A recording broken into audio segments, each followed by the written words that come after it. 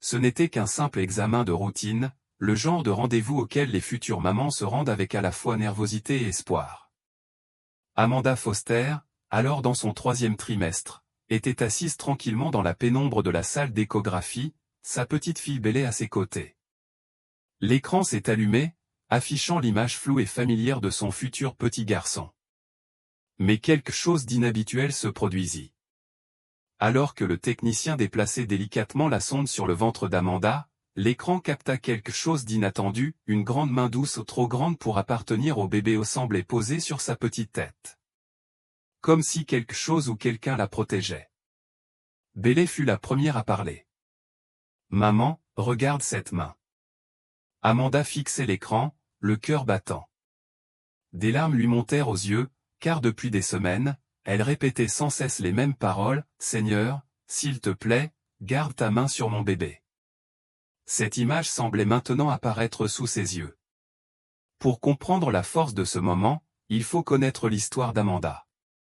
Son parcours vers la maternité a commencé par un chagrin d'amour. À seulement 17 ans, elle a découvert qu'elle était enceinte de son premier enfant, un garçon. Comme toute jeune mère, elle était effrayée mais aussi excitée, jusqu'à ce que l'échographie de 18 semaines lui apporte une nouvelle dévastatrice. Le bébé avait reçu un diagnostic de syndrome de Potter, une maladie rare caractérisée par un développement insuffisant, voire inexistant, des reins. Sans reins, le liquide amniotique disparaît, les poumons du bébé ne peuvent pas se développer et le développement du visage et des membres est gravement affecté. L'issue est presque toujours la mort à la naissance ou avant. Amanda était anéantie. Si Dieu doit prendre mon bébé, a-t-elle dit plus tard, peut-être qu'il devrait me prendre aussi. Mais Dieu ne l'a pas prise. Au lieu de cela, il l'a laissée seule, confuse et pleine de chagrin. Ce chagrin s'est vite transformé en amertume. Amanda ne cessait pas de croire en Dieu, mais elle ne voulait rien avoir à faire avec lui. Elle était en colère. La vie, cependant, continuait. Amanda a eu 2 belles filles, en bonne santé, brillantes et pleines de joie. Pourtant, même en souriant, elle portait en elle une tempête de douleur et des questions sans réponse. Pourquoi son premier fils a-t-il dû mourir? Pourquoi Dieu a-t-il permis qu'elle souffre si profondément? Elle a décrit ces années comme chaotiques, son cœur déchiré entre l'amour de ses enfants et le ressentiment envers le Dieu qu'elle implorait autrefois. La foi lui semblait lointaine, la paix semblait impossible. Et puis, un jour de septembre 2021, tout a basculé. Amanda était au bout du rouleau, fatiguée, spirituellement aride, émotionnellement brisée. Elle n'avait plus aucune force. Les larmes aux yeux, elle s'agenouilla et s'abandonna, rendant sa vie, ses peurs, ses doutes et son passé à Jésus. Pour la première fois depuis des années, l'espoir revint. Quelques semaines plus tard, autre chose revint, elle était de nouveau enceinte, et cette fois, c'était un autre garçon. Au début de la grossesse, les médecins ont remarqué un problème inquiétant. Le cœur du bébé ne se formait pas correctement, la paroi séparant les cavités près de l'aorte semblait défectueuse. Sans traitement, le pronostic vital pouvait être engagé. La peur s'est installée comme une ombre, rappelant à Amanda son premier enfant. Mais cette fois, elle a combattu la peur avec quelque chose de plus fort, la foi. Chaque soir, elle répétait ces mêmes mots simples et enfantins, « Seigneur, s'il te plaît, garde ta main sur mon bébé. » Elle les répétait avant chaque rendez-vous, chaque échographie, chaque moment de doute. À chaque fois, elle sentait une paix l'envahir, non pas l'absence d'inquiétude, mais la présence de quelque chose de plus grand. Par une matinée fraîche, lors de son échographie de la 32e semaine, Bailey arriva, impatiente de voir son petit frère. Ils entrèrent dans la salle d'échographie silencieuse, comme auparavant. Amanda s'allongea, les lumières tamisées, l'appareil ronronna, et tout semblait normal jusqu'à ce que, soudain, un message à l'écran arrête tout le monde. Une main. Non pas les petits doigts du bébé serrés en poing ou tendus vers l'utérus, mais une main qui paraissait grande, trop grande. Elle semblait reposer doucement sur la tête du bébé, comme un parent berçant son enfant. Bailey pointa du doigt. Amanda cligna des yeux. L'instant était bouleversant. Est-ce vraiment possible? Sa prière, « Seigneur, garde ta main sur mon bébé », aurait-elle été exaucée au sens littéral du terme? Quelques jours plus tard, Amanda et son mari Kyle ont consulté un spécialiste pour un suivi cardiaque. Ils se sont préparés, mais cette fois, pas de diagnostic, pas d'inquiétude. L'anomalie avait disparu. Le médecin l'a confirmé, la maladie qui menaçait autrefois la vie de leur fils avait tout simplement disparu. Les larmes d'Amanda coulèrent à nouveau, mais cette fois de joie. La gratitude inondait son cœur. Elle se souvenait de chaque nuit de prière, de chaque instant baigné de larmes à genoux. Son fils était désormais en bonne santé. Amanda a publié la photo de l'échographie sur Facebook, racontant son histoire. Bientôt, elle s'est répandue bien au-delà de son cercle restreint. Certains ont parlé de miracles, de bénédictions, voire de preuves divines. D'autres ont suggéré qu'il s'agissait simplement de la main du bébé, déformée par l'angle de l'échographie. Certains ont dit que c'était une illusion, un piège de la machine. Amanda n'était pas contrariée, elle comprenait ses doutes. Mais pour elle et Kyle, peu importait ce que les autres croyaient. Ils savaient ce qu'ils avaient prié, ce qu'ils avaient vu et ce qu'ils ressentaient à ce moment-là, apaisés, protégés, entourés de quelque chose de plus grand qu'eux. Que le monde ait qualifié cela de coïncidence ou de miracle, Amanda a simplement souri et dit « Dieu est bon ». Son histoire est plus qu'une photo. C'est une histoire de deuil et de guérison, de colère et d'abandon, de perte et de rétablissement. Après la perte de son premier enfant, elle avait toutes les raisons de renoncer à la foi, mais elle a choisi d'y revenir. Non pas parce que la vie était devenue plus facile, mais parce qu'elle y avait appris quelque chose de plus profond. En 1540, 4 ans seulement après l'accident, Henri avait exécuté sa seconde épouse, annulé son mariage avec sa troisième et était déjà en quête de sa quatrième épouse. La jeune Catherine Howard attira son attention, une jeune fille d'environ 17 ans, ses 50 ans. Le contraste devait être grotesque. Un roi si obèse qu'il avait besoin de serviteurs pour le hisser sur son cheval, poursuivant une adolescente qui, paraît-il, trouvait ses avances si repoussantes qu'elle avait besoin de vin pour supporter son lit. Attendez de voir ce qui se passe lorsque ces blessures finissent par s'infecter. L'année 1542 marque un tournant terrible. Les ulcères, qui avaient été faciles à soigner, quoique répugnants, pendant 6 ans, s'aggravent soudainement. Les notes du docteur Vicard décrivent un changement de couleur et d'odeur des sécrétions, là où il s'agissait auparavant de pus blanc-jaune, elles virent au vert, puis au brun. L'odeur, autrefois simplement nauséabonde, devient, selon les témoins, celle de la mort elle-même. Le poids d'Henri explosa durant cette période. Incapable de faire de l'exercice à cause de douleurs aux jambes et mangeant constamment pour oublier ses souffrances, il passa de 127 kg déjà imposant à plus de 159 kg. Son armure de 1540, conservée à la Tour de Londres, affiche un tour de taille de 122 cm. En 1545, une nouvelle armure dut être commandée avec un tour de taille de 137 cm. N'oubliez pas, 137 cm est plus large que la largeur de la plupart des réfrigérateurs modernes. Le palais dut être modifié pour s'adapter à la nouvelle corpulence du roi. Les portes furent élargies, on peut encore voir les traces de construction à Hampton Court. Les planchers furent renforcés par des poutres supplémentaires, le poids du roi provoquant un affaissement dangereux. Des chaises spéciales furent construites avec des accoudoirs amovibles, Henri ne pouvant plus se glisser entre elles. Mais il n'y avait pas que le mobilier qui nécessitait des modifications. La routine quotidienne du roi devint une mise en scène élaborée destinée à dissimuler sa détérioration.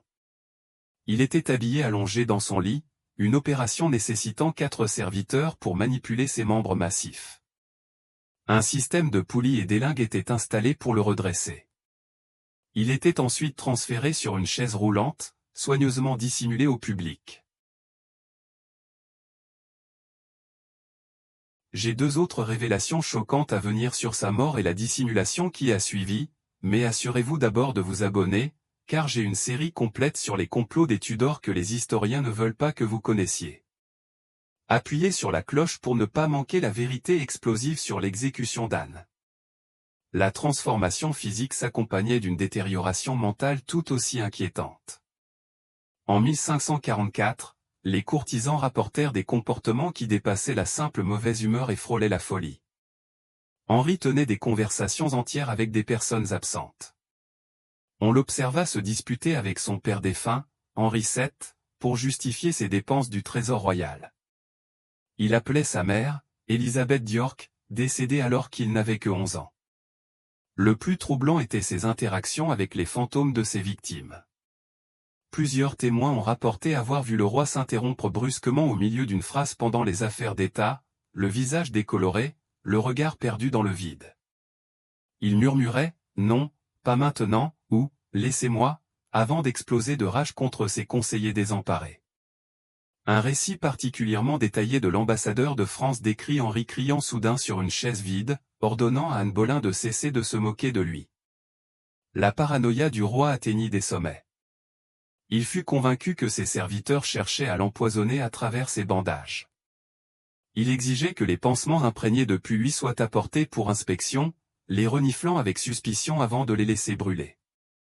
Il engagea des goutteurs non seulement pour ses repas, mais aussi pour ses médicaments, obligeant les malheureux serviteurs à appliquer d'abord ces onguents sur leur propre peau afin de détecter la présence de poison. À Noël 1546, Henri était devenu un être à peine reconnaissable. Les récits contemporains décrivent une silhouette massive, appuyée sur son trône, incapable de se tenir debout sans assistance. Son visage avait presque doublé de volume, ses traits déformés par la rétention d'eau.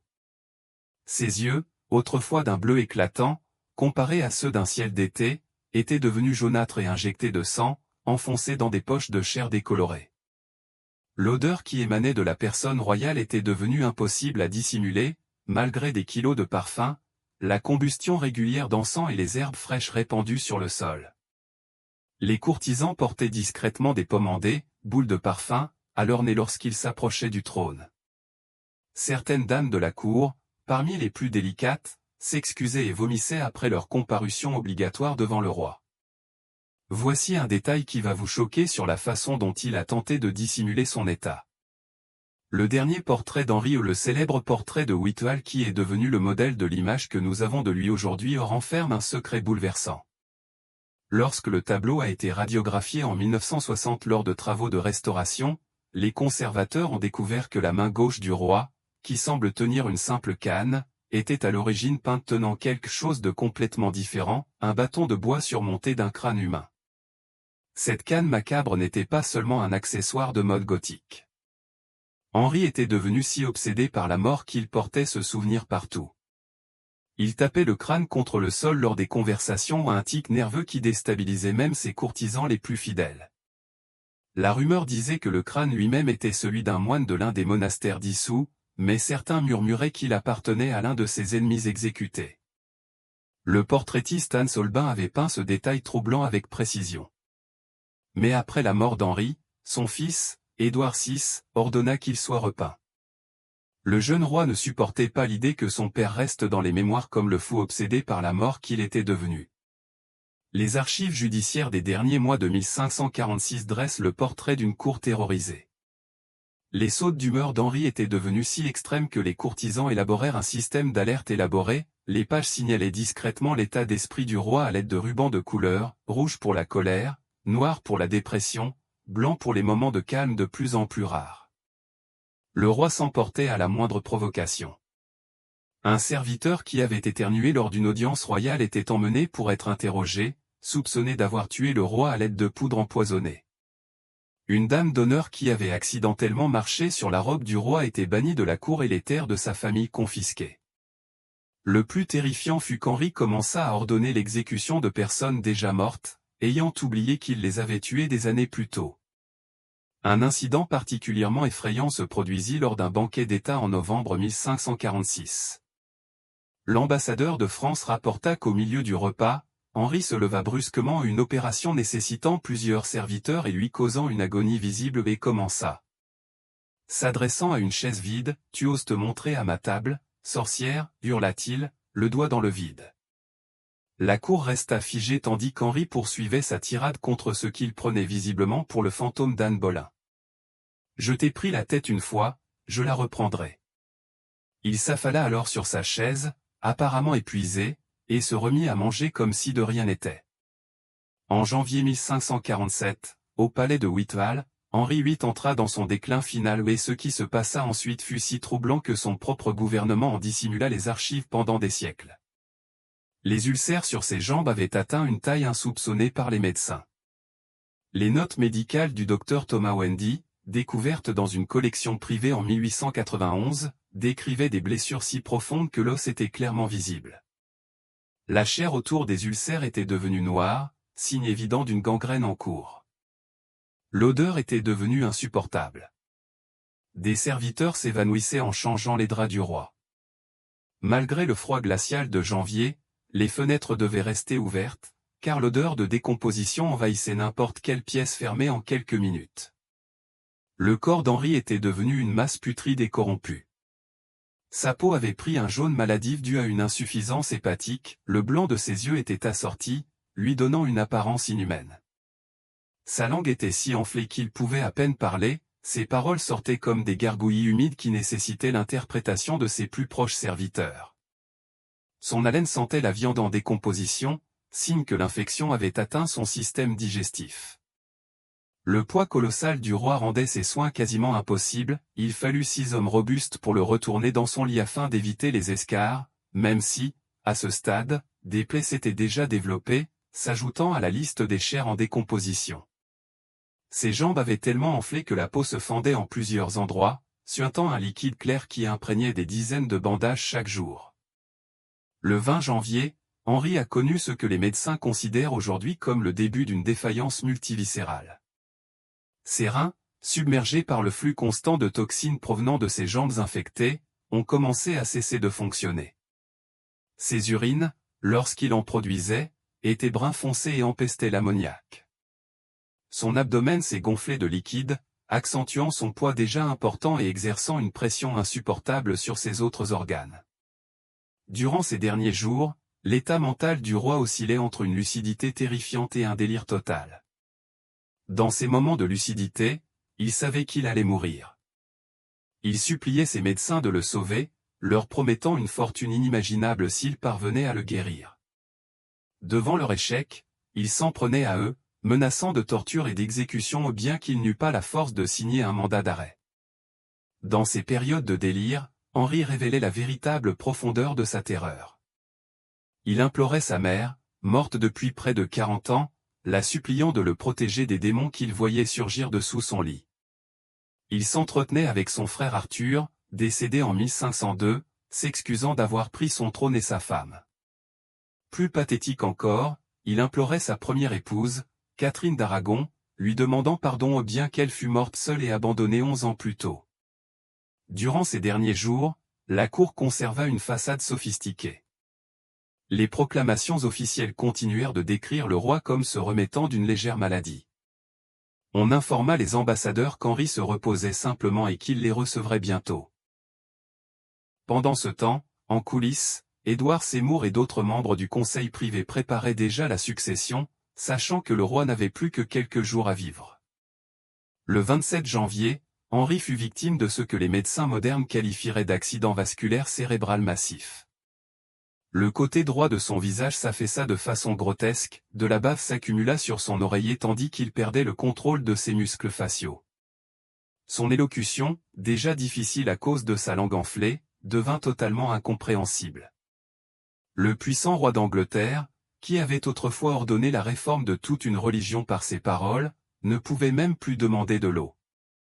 Pourtant, même dans cet état paralysé et pourrissant, Henri tenta de maintenir son emprise tyrannique. De sa seule main valide, il tenta de signer des arrêts de mort. Sa dernière victime était le duc de Norfolk, qui l'avait servi fidèlement pendant des décennies, mais était tombé en disgrâce. La signature était un parchemin illisible au plus une tache d'encre qu'un nom omet. Les serviteurs d'Henri, terrifiés même par la mort du roi, se préparèrent à l'exécution. Seule la mort d'Henri le lendemain sauva Norfolk de l'échafaud. L'histoire prend ici une tournure plus sombre, que les historiens ont tenté de dissimuler pendant des siècles. Henri VIII ne mourut pas paisiblement dans son sommeil, comme le prétendent les documents officiels. Il mourut en hurlant. Le journal intime de l'archevêque Cranmé, découvert à la bibliothèque du palais de Lambeth en 1983, fournit le seul témoignage oculaire des dernières heures d'Henri.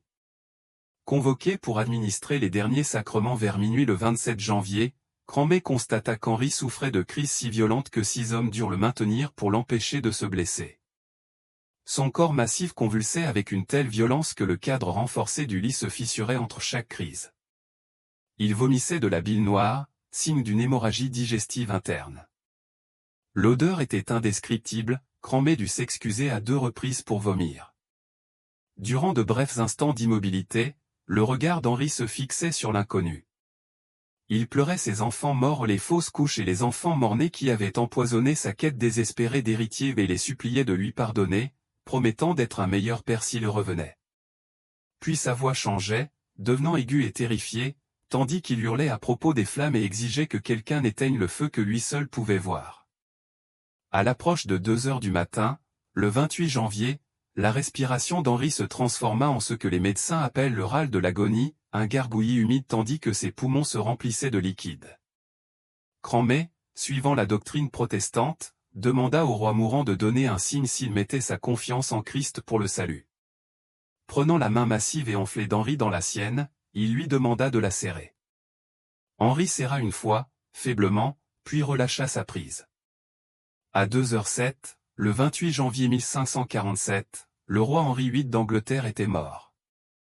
Mais l'horreur n'était pas terminée, elle allait empirer. Le corps d'Henri commença à se décomposer à une vitesse fulgurante. L'infection qui ravageait son corps depuis des années ne s'arrêta pas avec la mort, elle s'accéléra en quelques heures.